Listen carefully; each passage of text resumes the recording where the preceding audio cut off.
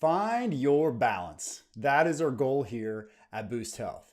Welcome to episode number 41 of the Boost Health podcast. Now you're stuck with just me today, no special guest. But I'm doing this one solo because I wanted to do a special show on holiday health. I'm going to give you 8 ways today to improve your health during the holidays. I said improve your health during the holidays. And I'm going to also invite you to take part in a special wellness challenge. Now, a couple quick announcements before we jump into the show. Extra Boost. I'm real excited about this. I am launching a special members area on myboosthealth.com. And in this members area, I'll be sharing additional fitness tips and workout videos, nutrition ideas, behind the scenes of what I do personally. There's going to be a community forum and much more. And the Extra Boost is also going to house this wellness challenge I'm talking about. Now be sure to listen to the show and check out the website to sign up. It is free for right now, which is great. Boost Health TV, in case you have not heard, Boost Health TV has launched. If you're watching this right now, you realize that. There are several shows that are uploaded onto the Boost Health TV YouTube channel already. And I'll link to this in the show notes and blog if you're listening to this on the podcast.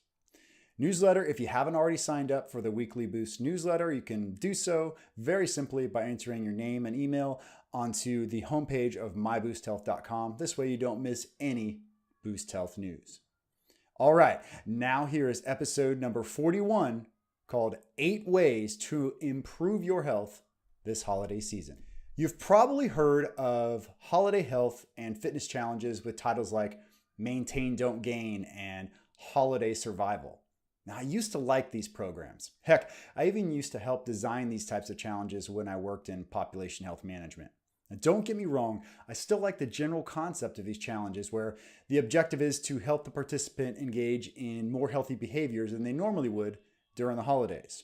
For example, many of them award credit of some sort to the participant to exercise a certain number of days per week or to avoid as many sweet treats as possible, just as an example. But I'm getting to wonder if there is an inherent problem with the mindset behind these. It seems that there is an assumption of an excuse to fall off the wagon built in, like, well, it's the holidays and you know it's going to be crazy with the stress and excess drinking and travel and overeating and lack of exercise. The thought of maintaining or surviving could be viewed as an accomplishment, I suppose, especially if you do really struggle this time of year. But I would argue this is still the wrong attitude. You might say that these are just catchy names of holiday challenges and I'm worried about the wrong things, but I actually think we need to rewire our thoughts around holiday health. Now, I have a different challenge for you this year. I'm saying let's not maintain our health during the holidays. I'm saying let's not just survive during the holidays. Let's progress our health during the holidays. Yes, let's actually get better during the holidays. Now, I know it may seem challenging or maybe even impossible, but if you try my tips I'm about to share, I think you'll have a great shot at coming out of the holidays healthier than you went in. The name of the challenge is the Extra Boost Holiday Wellness Challenge. Now, let's jump right into the tips and how the challenge works. Number 1, strength training. Those who know me understand this one is non-negotiable. Since you can do a full body workout anywhere, anytime with little or no equipment in less than 30 minutes, there really is no excuse in not getting this in. Full body training 3 times per week is preferred as you maximize recovery and volume. Full body training versus split group muscle training is still debated in the fitness industry. I can tell you this for sure because my article on full body versus split group training is easily my most hit page on myboosthealth.com on a daily basis. I included a few studies that show benefits of full body training over split group training, and these include better hormone regulation, more calories burned, and more muscular hypertrophy. Now, also, if you're someone who misses workouts on occasion, this guarantees you hit all your major muscle groups each week. Now, since we are making progress this holiday season, this is critical. Number 2, merge tradition with health. What do I mean by this? Well, I love the holidays.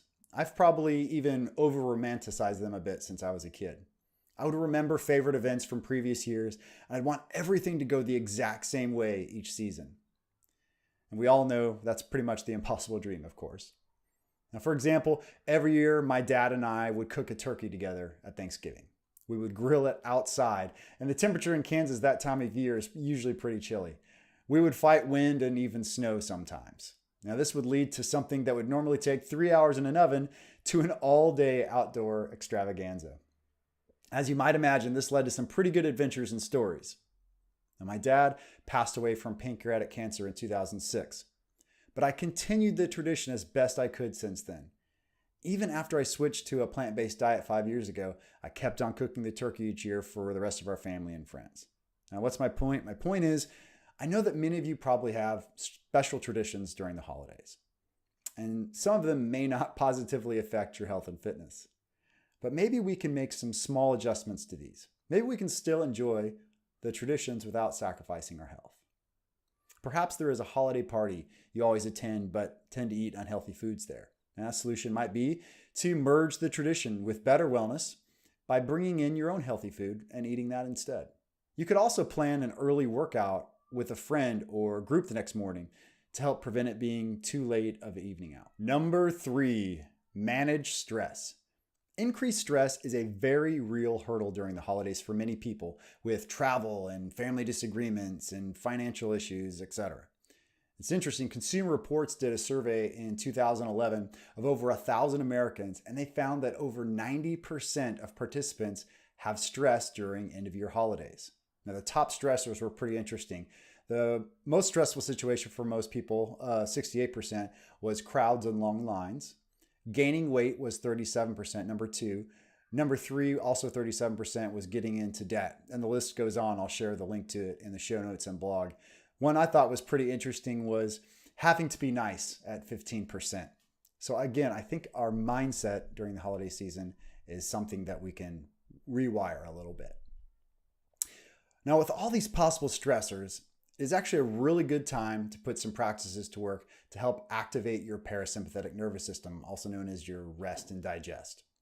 And with all the hustle and bustle of the modern world, most people, myself included, don't want to take time to do what our body needs to do most, which is to slow down.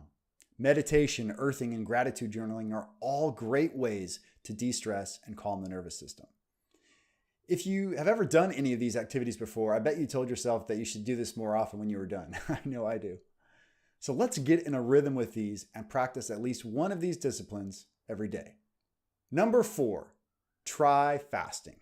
I should first say that fasting should only be attempted if you don't have a food eating disorder of some sort. I cover fasting methods and benefits at length in my article on 5 nutrition tips for everyone, which I'll link to in the show notes and blog. Basically, every time we eat, our bodies become inflamed. It's hard work for our body to digest food. And it appears that giving the body a break from eating on occasion has benefits. In my article, I share that intermittent fasting is better at reducing body fat, increasing muscle, and decreasing stress than a calorie restriction diet. And one method of intermittent fasting that's doable for most folks is the overnight fast, where you wait 12 to 16 hours from the last time you ate the night before. So if you ate at 7 p.m. the night before, then you wouldn't eat again until 7 a.m. the next morning. And that's pretty doable for most folks, right? If you can last a little bit longer, like 24 to 48 hours, there are even more amazing benefits.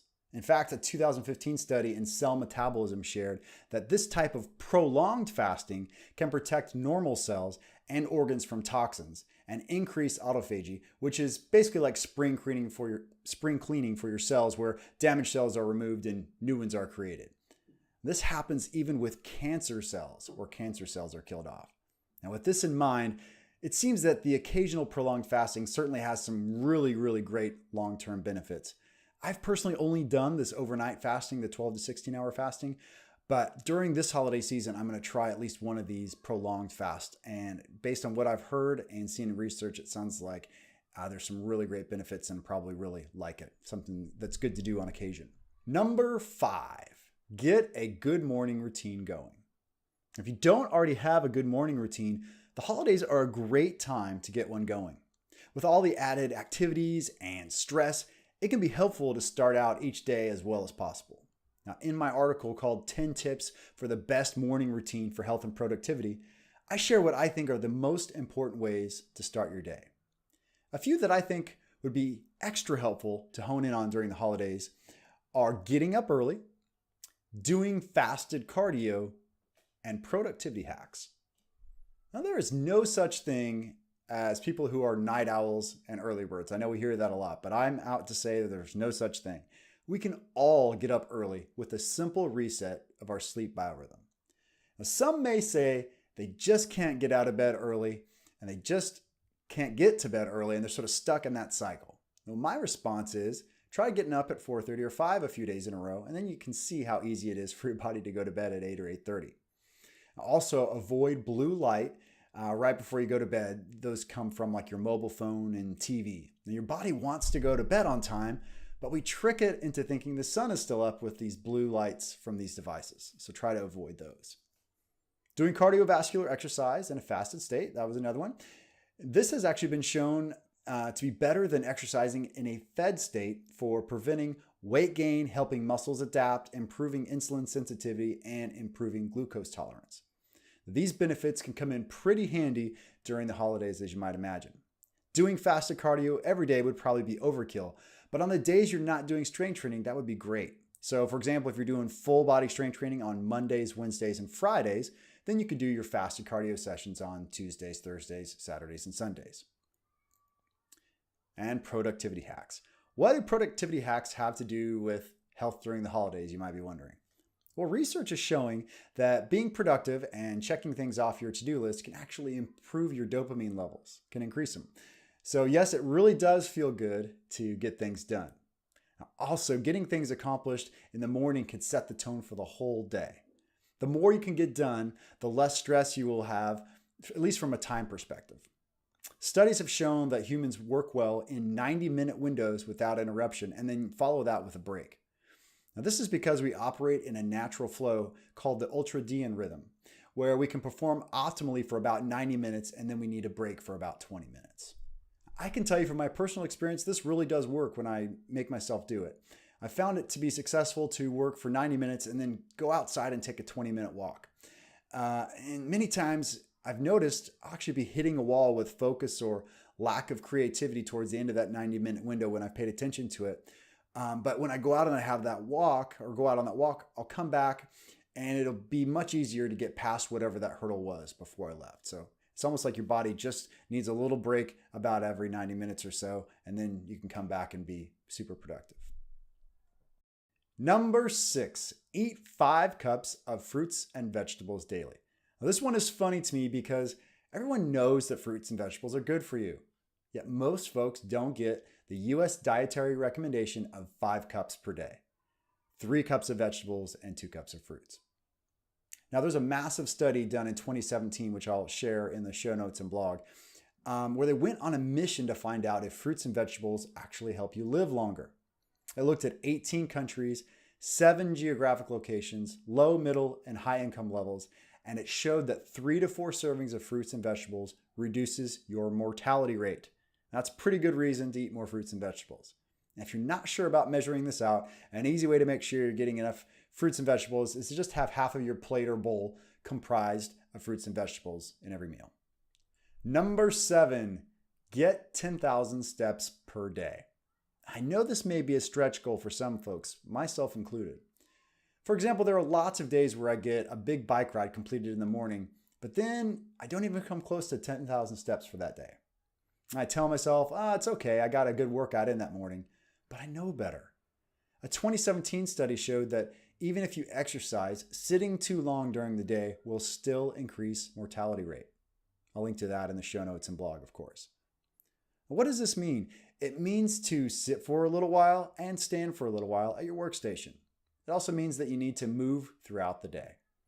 If you practice the 90-20 work and then walk productivity method I mentioned above, it should be easier to hit that 10,000 step goal. Number 8, build in accountability.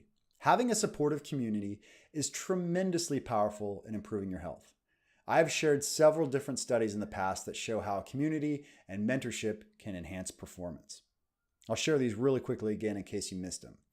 In a 2012 study, researchers at Kansas State University found that people who exercised with someone they thought was better than them increased their workout time and intensity by 200%. A 2011 study in the Journal of Sport and Exercise Psychology found that participants were able to hold a plank longer when working out with a partner and increase their plank hold by up to 24% when working out with a more capable partner.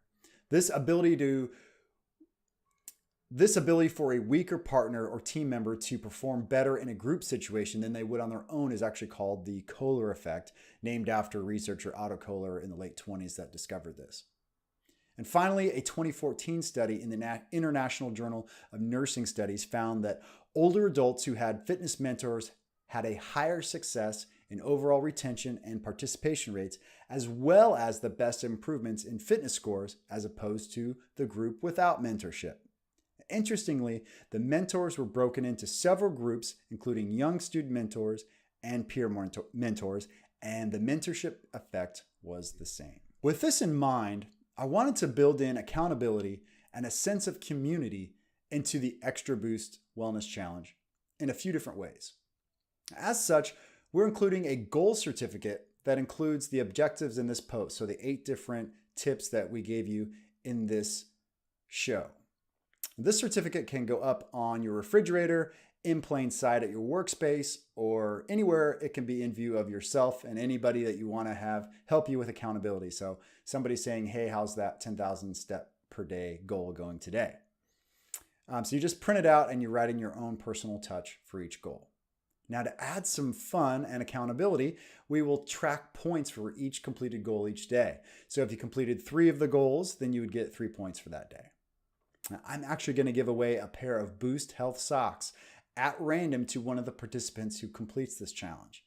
So to complete the challenge, all you have to do is email me at paul.sandberg@outlook.com with your completed certificate and filled out points tracker by January 10th, 2019. The points tracker can be used in a print write form or just in an Excel version if you prefer that.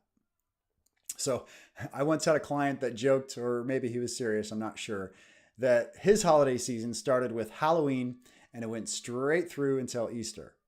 And we're going to define this holiday season for the challenge as December 5th, 2018 through January 5th, 2019. Now you can start the challenge late though, as I think it'll be helpful for you at any time that you start the challenge.